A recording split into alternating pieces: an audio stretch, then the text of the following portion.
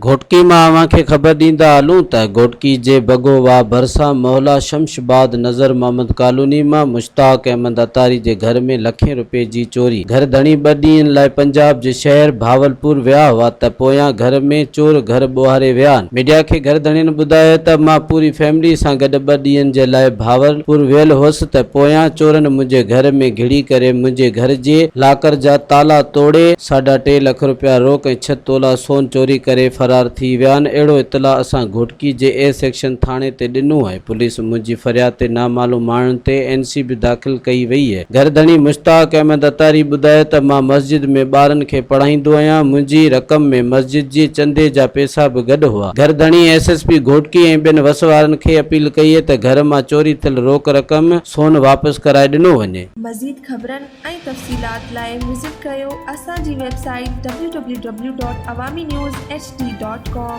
ऐं ॾिसंदा रहो अवामी न्यूज़ HD।